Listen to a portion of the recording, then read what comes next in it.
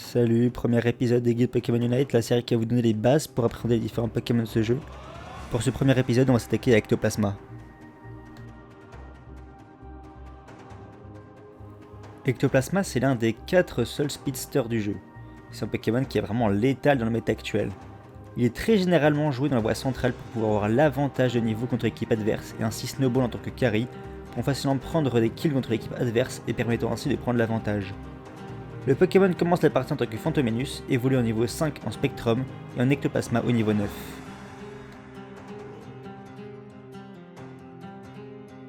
Au début de la partie, Fantominus a le choix entre l'échouille, capacité infligeant des dégâts et attirant les Pokémon adverses sur le lanceur, donne aussi à celui-ci une attaque boostée, ou alors Feu Follet qui lance 3 flammes qui infligent une brûlure à l'adversaire, lui infligeant des dégâts pendant quelques secondes. Au niveau 5, il évolue en Spectrum et peut choisir entre soit Dévorève qui lance d'abord un premier projectile qui endort l'ennemi. Si la capacité est réactivée, le lanceur se téléporte derrière lui et inflige de gros dégâts tout en soignant Ectoplasma de quelques PV. Utiliser Dévorève réduit aussi le cooldown de ses autres capacités. Son cooldown est réinitialisé si Ectoplasma met d'une manière ou d'une autre un Pokémon KO. Elle a aussi la particularité plus minime de donner une auto-attaque boostée, après activation de la deuxième partie de la capacité. Au niveau plus, la capacité inflige plus de dégâts et rend également plus de PV à Ectoplasma. L'autre option est Châtiment. Ectoplasma se téléporte jusqu'à un endroit ciblé, infligeant des dégâts aux ennemis. Si le ou les ennemis sont victimes d'une altération de statut, peu importe son origine, le cooldown de l'attaque est réduit, la rendant spammable. La capacité peut toucher plusieurs cibles d'un coup. Tout comme Dévorève, utiliser Châtiment donne une attaque boostée après l'utilisation de la capacité. Au niveau plus, cette attaque inflige plus de dégâts. Au niveau 7, il peut le choisir entre soit Balombre qui envoie un gros projectile infligeant des dégâts et baissant la défense spéciale de l'ennemi. A noter que cette capacité passe à travers les Pokémon sauvages mais pas à travers les ennemis. Si Balombre atteint une cible joueur, elle explosera sur lui et ne pourra pas atteindre les autres joueurs situés derrière, contrairement aux Pokémon sauvages. Au niveau plus, cette attaque inflige plus de dégâts. De l'autre côté, il y a Bomber qui lance une bombe infligeant de petits dégâts en zone et empoisonnant les cibles. Les cibles empoisonnées voient leur PV descendre petit à petit pendant quelques secondes. Au niveau plus, la durée de l'empoisonnement est augmentée. En évoluant en Ectoplasma niveau 9, il gagne l'accès à ses capacités Unite qui est l'assaut invisible. Ectoplasma se cache dans l'ombre et devient totalement invisible pendant une petite période où sa vitesse de déplacement est augmentée. Quand la capacité est réactivée, à l'instant de Dévorève, le lanceur surgit de l'ombre et inflige des dégâts dans la zone autour de lui et réduit la vitesse de déplacement des ennemis touchés. A noter que la deuxième partie de la capacité peut être activée si Ectoplasma se dévoile avant. Il peut néanmoins encaisser des dégâts lorsqu'il est invisible et subir les capacités de contrôle de foule. Enfin, son talent est lévitation qui lui permet d'augmenter sa vitesse de déplacement lorsqu'il n'est pas en combat.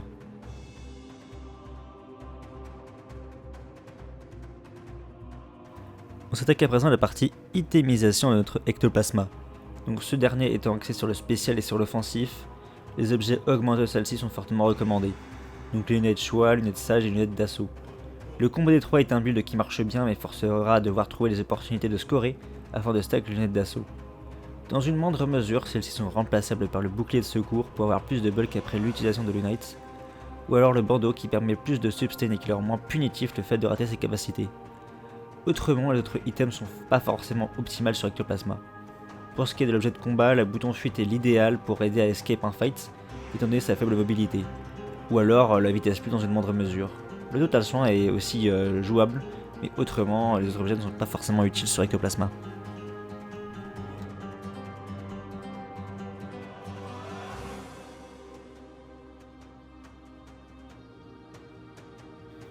On va à présent s'intéresser aux combinaisons de capacités à utiliser. Donc Ectoplasma possède 2 combinaisons de capacités jouables. La première et la plus méta, c'est Dévorer avec Balombre. L'idée est d'envoyer une Balombre avant sur le Pokémon adverse afin de réduire sa défense spéciale et augmenter ensuite les dégâts de Dévorève. Pour faciliter la tâche, on peut endormir d'abord la cible avec la première phase de Dévorève, puis utiliser Balombre sur le Pokémon ne pouvant plus bouger, puis réactiver Dévorève pour des dégâts boostés. Si le Pokémon adverse survit à ce combo, on pourrait néanmoins lâcher avec une Balombre grâce au cooldown réduit grâce à Dévorève, utile pour fournir à vous des Pokémon les plus bulky. La régénération de PV de Dévorève permet aussi d'avoir une escape plus facile, mais attention tout de même. Ectoplasma est un Pokémon ultra dépendant de ces deux moves, et si les deux sont en cooldown et qu'il n'a pas de son ulti, ça va être compliqué pour lui. Il faut donc savoir bien gérer son aggro avec ce set et savoir quand attaquer pour ne pas foncer dans le tas et mourir bêtement, c'est ayant besoin de souvent de tuer sa cible pour fonctionner efficacement. La seconde combinaison est Châtiment avec Bomberk. Ici aussi ce duo de capacités fonctionne en combo. Bomberk est utilisé en premier pour infliger un statut aux adversaires et pouvoir ensuite flammer Châtiment de manière frénétique. Ce set est une bombe moyenne engage et rend Ectoplasma délicat à gérer pour l'équipe adverse s'il ne possède pas de l'euphorie ou de total soin. Prendre la fuite est également plus aisé avec Châtiment. Il faut faire attention cependant à ne pas se tromper de cible après l'utilisation de Châtiment, auquel cas vous allez l'utiliser sur un Pokémon ne subissant aucun statut et être privé de reset. On va à présent s'intéresser aux différents match-ups de ce Pokémon. Donc Ectoplasma c'est un Pokémon qui est très fort contre les formations ultra offensives avec beaucoup d'attaquants qu'il peut balayer en quelques instants avec ses combos et ainsi enchaîner les ennemis comme si c'était des Pokémon sauvages avec les resets de Dévorève et Balombre. Il punit également beaucoup le solo play étant l'un des meilleurs assassins du jeu. Se retrouver contre un Ectoplasma qui parvient à vous atteindre avec ses capacités signifiant souvent la mort que soit un attaquant ou un défenseur. Globalement, les Pokémon n'ayant pas une très bonne mobilité comme les mages comme Pikachu ou Flagados sont des cibles faciles et vulnérables aux set assassins de Ectoplasma. Son Unite aussi va dans ce sens et peut facilement tuer un Pokémon gratuitement sans qu'il ne puisse rien faire si ce dernier n'est pas une montagne de PV, le rendant encore plus fort contre les Pokémon fragiles. Le set Châtiment est quant à lui puissant s'il n'y a pas de l'euphorie ou de total soin en face.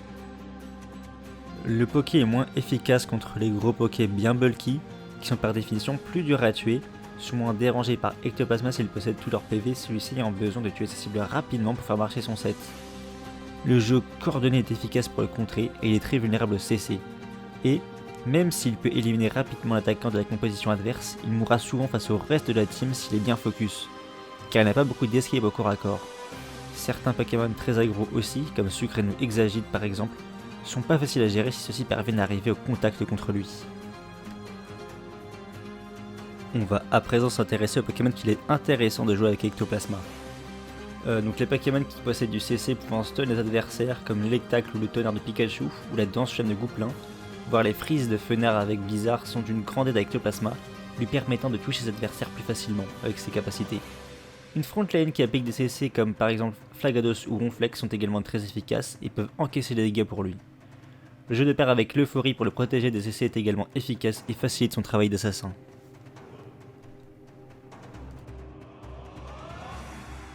Maintenant qu'on a vu quelle utilisation jouer sur notre Ectoplasma et quelle capacité jouer, on va s'intéresser à quel comportement aborder en match au fur et à mesure de la partie. Si le Ectoplasma est joué en zone centrale, la priorité sera pour l'être présent en lane à 8 minutes 20 aux Zapitrini.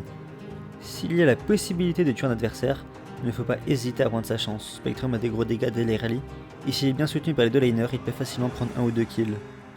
Attention cependant aux Zapitrini car elles protégeront aux adversaires de Dévorève. Assurez-vous donc de soit l'utiliser avant leur apparition, soit une fois celle-ci tuée, ou alors d'avoir un bon positionnement histoire de ne pas les toucher. Utilisez Dévorève uniquement pour toucher les adversaires, privilégiez Feu Follet ou les auto-attaques avec le buff de Ludicolo pour vous débarrasser des Zapitrini, pour ne pas avoir de cooldown dessus et potentiellement pouvoir prendre des kills. Si vous jouez les lunettes d'assaut, réussir à scorer pendant le gank peut être important pour commencer à accumuler des bonus de dégâts.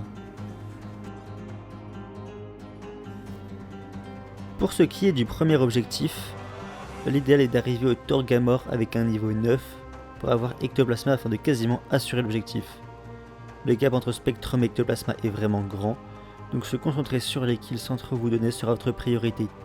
Tuez tout le monde si vous le pouvez, en gardant un œil sur Torgamor car vous possédez de super finish moves dessus. Si vous êtes encore un Spectrum, il vous faudra vous concentrer davantage sur le Torgamor, ou alors guetter l'occasion ou sauter sur des adversaires affaiblis pour les tuer en se cachant dans des buissons par exemple, afin de pouvoir récupérer assez d'expérience pour évoluer en Ectoplasma, ou simplement simplifier l'obtention du Torgamor. Pour ce qui est du mid-game, avec Ectoplasma ce sera souvent de tuer tout ce qui bouge et de faire en sorte qu'il garde l'avantage d'expérience sur l'équipe adverse. Aidez là où vous le pouvez, concentrez-vous sur les attaquants pour les tuer afin de bien gagner de l'XP, et faites la zone centrale lors des phases de creux. C'est le gameplay assassin par excellence et Ectoplasma est le Pokémon parfait pour ça à ce moment-là de la partie.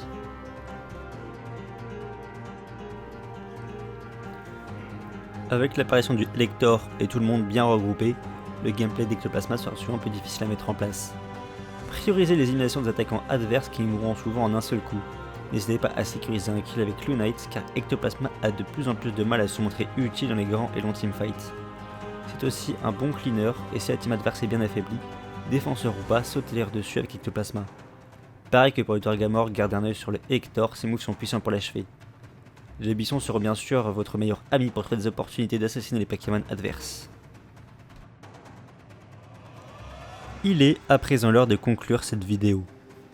Ectoplasma, c'est vraiment pas un Pokémon qui est facile à jouer. Il demande pas mal de maîtrise et de connaissance des dégâts qu'il peut infliger, et ce sur tous les Pokémon et objectifs. Il a un gameplay très agressif favorisant les éliminations, ce qu'il peut faire assez facilement dépendamment du match-up, mais ne récompense pas le bourrinisme ultime et est très souvent puni par le teamwork adverse. Mais c'est assurément l'un des Pokémon les plus satisfaisants à jouer, ne serait-ce que pour le voir enchaîner les adversaires en rafale.